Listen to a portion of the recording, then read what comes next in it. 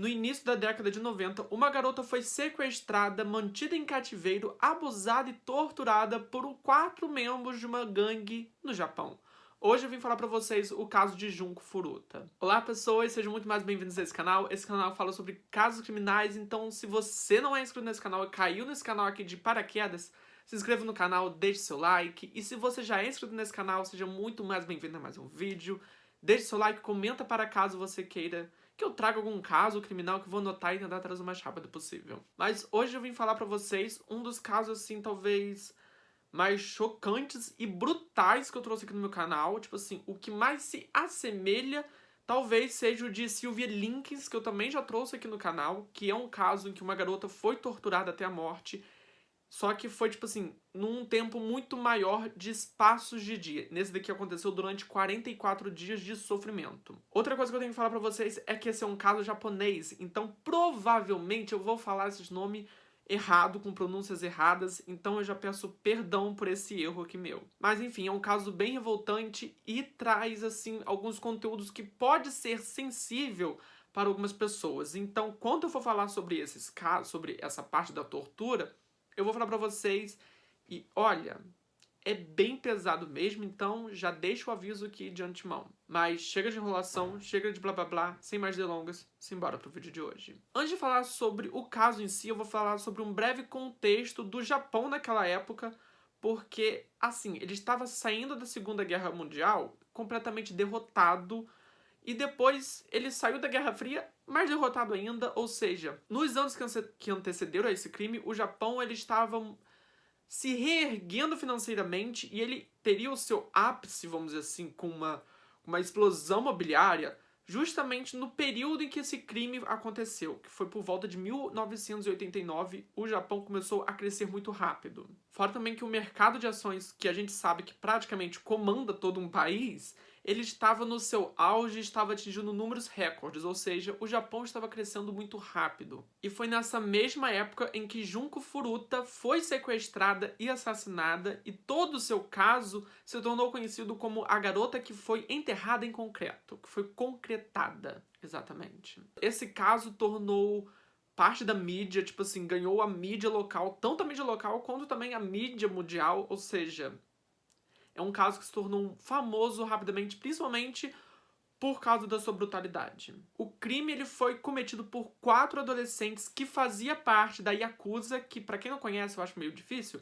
mas é assim, uma gangue que tem mais de 500 mil de pessoas, passa rápido disso, naquela época já era bastante famosa, e assim, uma gangue que é barra pesada. E é claro que conforme esse caso ele foi ganhando notoriedade e também o que ela sofreu, o que a Junko Furuta sofreu nesses 44 dias, ganhou notoriedade, ela foi descrita, esse caso todo foi descrito como sendo um dos maiores casos de agressão juvenil da história do Japão. Mas agora que eu dei esse breve contexto, eu vou falar pra vocês quem eram as pessoas envolvidas nesse caso. Junko Furuta nasceu no dia 18 de janeiro de 1971 em Misato, uma província de Saitama. Ela morava com os seus pais, junto também com um irmão mais velho e um irmão mais novo. Quando adolescente, ela frequentou a Yoshio Minami High School. Provavelmente eu falei esse nome completamente errado, mas enfim. Ela também trabalhou meio período em uma fábrica de moldagem de plástico, ou seja, após a escola, ela ia trabalhar para poder juntar dinheiro para sua formatura desde outubro de 1988. Junko Furuta também aceitou trabalhar após a sua formatura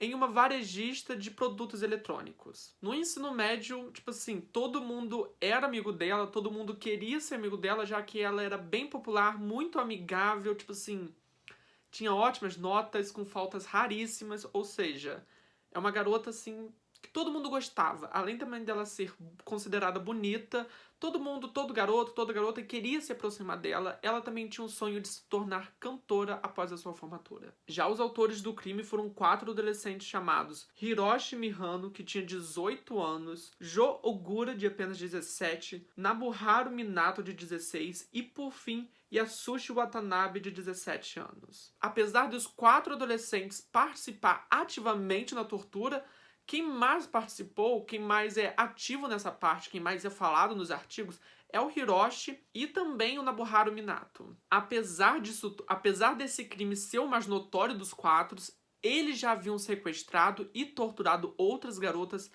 e também estrupado ela coletivamente, ou seja, esses 4 adolescentes já era conhecido pela polícia, já era conhecido não só pela polícia, mas também como toda a comunidade local como sendo 4 adolescentes bastante problemáticos. E também na época do crime foi usado a casa de Nobuharu Minato, o segundo andar da casa, como um ponto de encontro para os 4 membros, para os 4 adolescentes, fora outros tantos membros da Yakuza que foram lá participar daquele estupro coletivo. Hiroshi Mihano, que era praticamente considerado o líder do crime, já era conhecido na sociedade, não só na sociedade, como toda naquela comunidade escolar também, como sendo um adolescente muito problemático desde o seu fundamental, onde já tinha sido queixado como roubo e também apedrejamento ou qualquer coisa envolvendo, tipo, vandalismo escolar. E em 1986, ele se matriculou em uma escola particular em Tóquio, mas logo assim desistiu de estudar naquela escola e foi estudar na mesma escola de Junko Furuta. Mas mesmo assim, ele ainda praticava vários crimes que passou a ser conhecido por causa deles. Na época do crime, o Hiroshi namorava a irmã de Yasushi Watanabe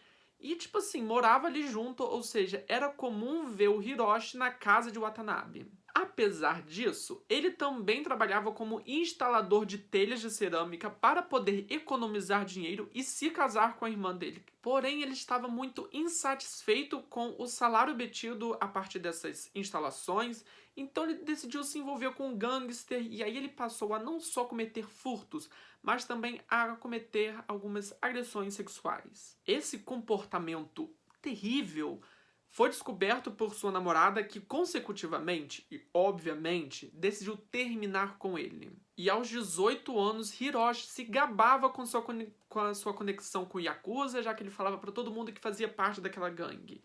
Eu não consegui achar tanta coisa assim sobre as outras pessoas, sobre os outros 3 membros da equipe, mas se sabe que logo assim eles começaram a andar com o Hiroshi, eles também começaram a cometer furtos, algumas agressões, alguns sequestros, estupros, ou seja, tudo de ruim. E também de acordo com esses 3 adolescentes e também alguns colegas de classe, Hiroshi passou a ter uma queda, meio que um crush na Junko Furuta, que não era correspondido por ela. No dia 25 de novembro de 1988, o Hiroshi, junto com seu amigo Nobuharu, estavam em um parque local onde ambos costumavam abordar algumas garotas com o intuito de abusar delas sexualmente. Foi então que, por volta das 8h30 daquele dia, os dois observaram a Junko Furuta andar por ali.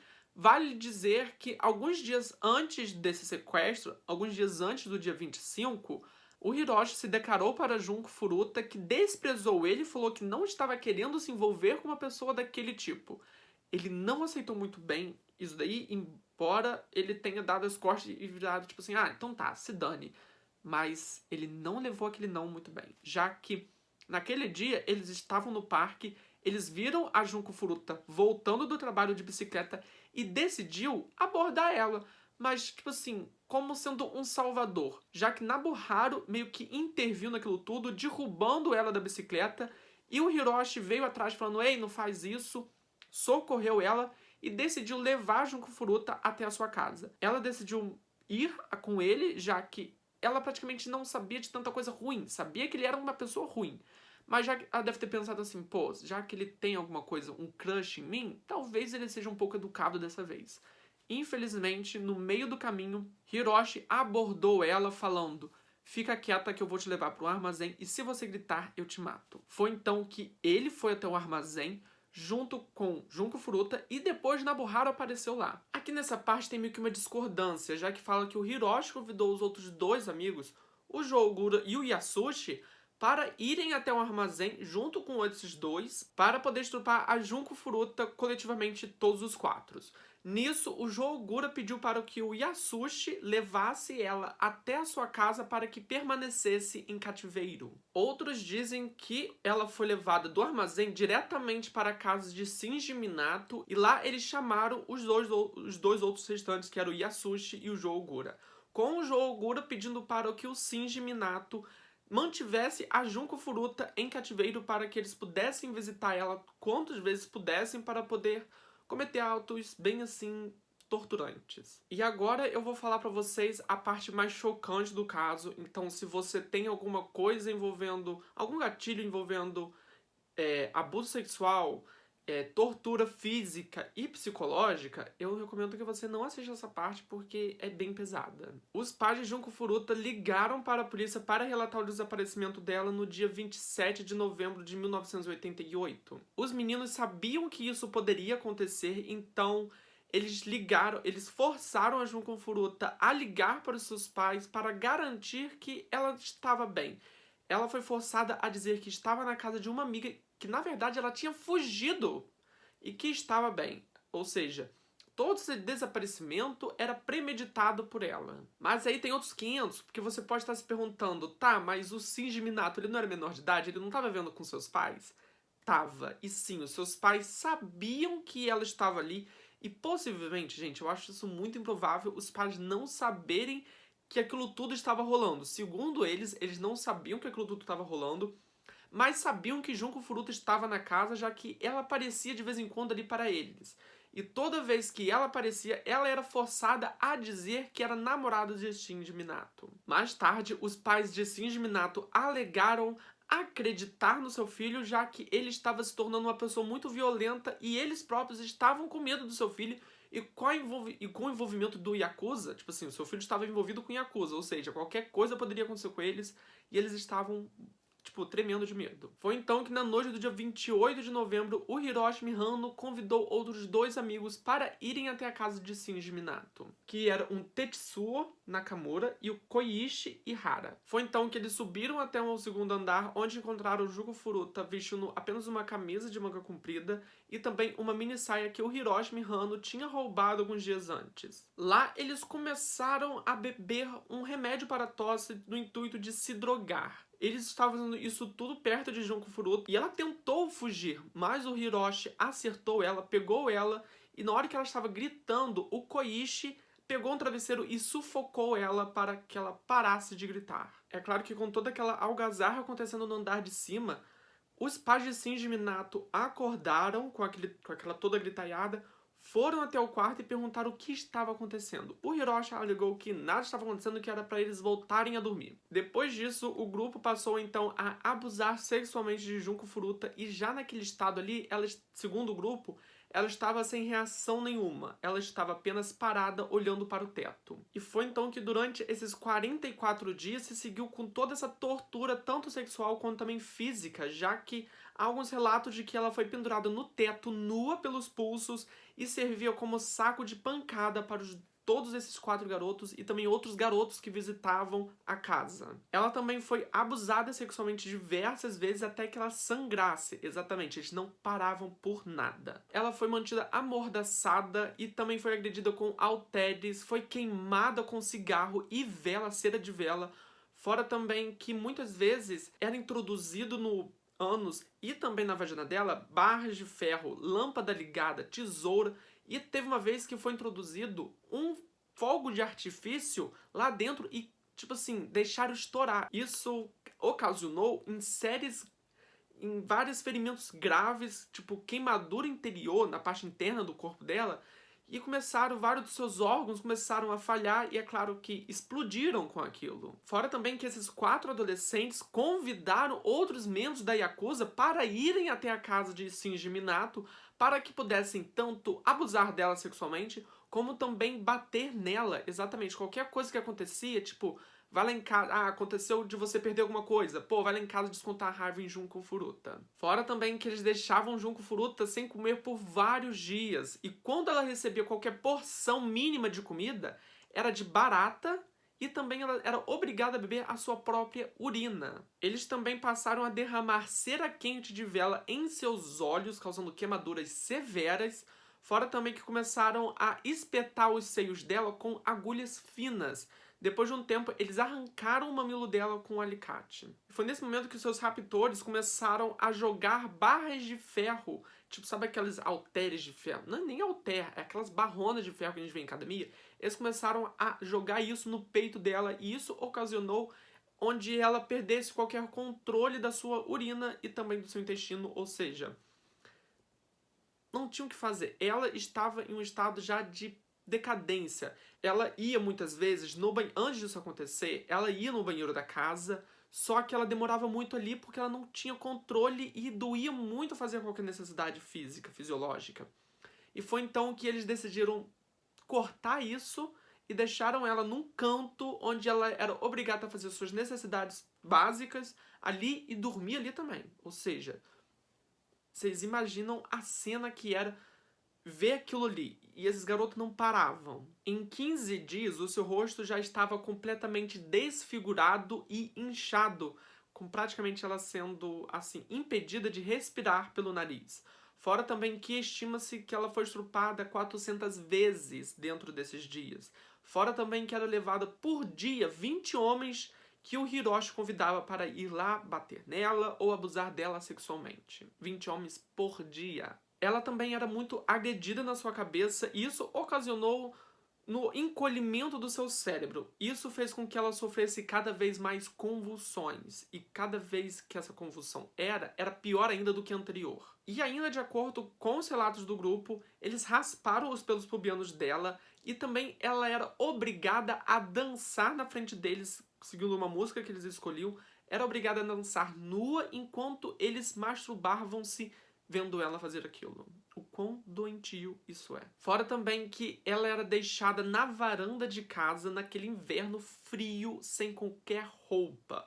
Ela era obrigada a ficar ali durante a noite. E devido às suas queimaduras começarem a infeccionar, fora também o seu rosto começar a inchar, ela não estava mais tendo características que ela tinha anteriormente. Era impossível você olhar para ela e ver a Junko Furuta. Foi então que ela começou a parar de se mexer, já que qualquer movimento que ela fizesse estava doendo, e foi então que as suas queimaduras começaram a soltar alguma espécie de pus, e ela começou a exalar um cheiro de, sabe, podridão.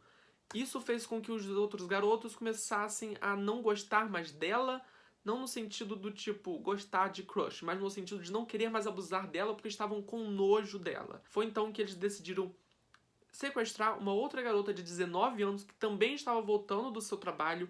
Eles abusaram dela sexualmente, mas logo assim já libertaram ela, deixando apenas Junko Furuta no cativeiro. Mas não pense que Junko Furuta não tentou escapar. Ela tentou escapar algumas vezes, inclusive teve uma vez que ela conseguiu encontrar um telefone, porém quando ela estava discando o número, ela foi pega e nisso teve suas pernas queimadas. Exatamente, colocaram fogo em suas pernas. Outra vez não foi exatamente a Junko Furuta que conseguiu ou tentou escapar, mas sim foi que um dos irmãos dos sequestradores descobriu que a Junko Furuta estava na casa de Shinji Minato, já que um deles tinha contado que, tipo, para se gabar que tinha sequestrado Junko Furuta.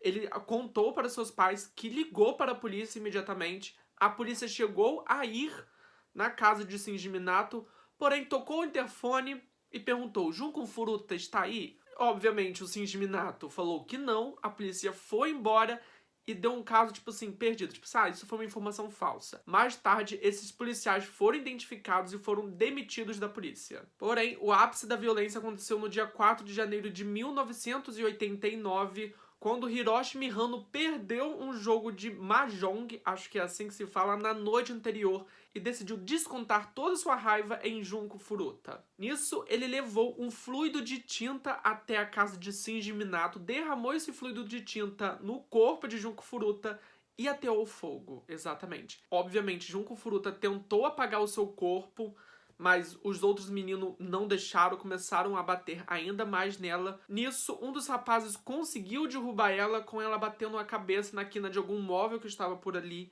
e isso resultou em uma forte convulsão.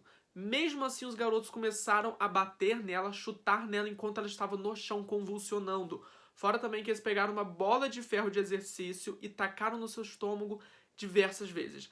Eles continuaram a agredir ela e toda essa sessão de tortura durou cerca de 2 horas, exatamente. Mas, infelizmente, devido a tudo isso, Junko Furuta não resistiu e acabou morrendo durante essa sessão de tortura. E em menos de 24 horas, o irmão de Shinji Minato ligou para ele e falou: olha, eu acho que Junko Furuta está morta. O grupo ficou com medo de ser descoberto e também de ser descoberto que eles eram o assassino dela. Foi então que eles decidiram cobrir o corpo dela com cobertores, colocar dentro de uma mala de viagem e deixar no canto para que só apenas no outro dia esse corpo fosse levado até o bairro de Koto, em Tóquio, para que eles pudessem colocar o corpo dela dentro de um barril e decidissem colocar cimento, concretassem o corpo dela. Mas aí você pode estar se perguntando, como que descobriram, sabe, o corpo dela? Então, é muito bizarro, é muito surreal como é que eles descobriram o corpo dela, todo aquele crime. No dia 23 de janeiro de 1989, após algumas semanas do assassinato de Junko Furuta, Hiroshi Mihano meio que se entregou sem querer sobre o assassinato de Junko Furuta. Isso porque Jo Ogura e o Hiroshi foram presos pelo sequestro e estupro da garota de 19 anos.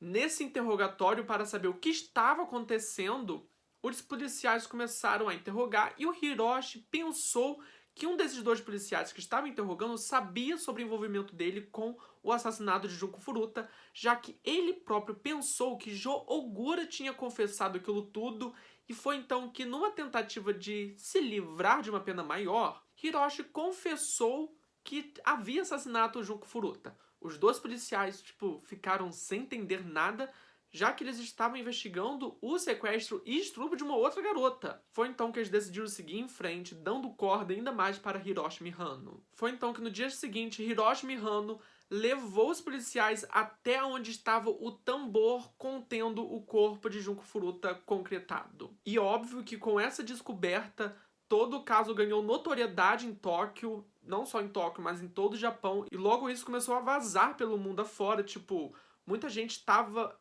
horrorizado com aquele crime, 4 adolescentes matando uma jovem, de maneira brutal, ainda mais quando toda essa confissão dos 4 garotos ganhou publicidade do o que eles tinham feito durante todos esses 44 dias, eles começaram a perceber que, o que essa garota sofreu não tá pra brincadeira, é um caso, assim, punk. Mas foi então que os 4 foram levados a julgamento, não só esses 4, mas também como aqueles outros 2 adolescentes que eu falei no começo do vídeo também foram levados a julgamento.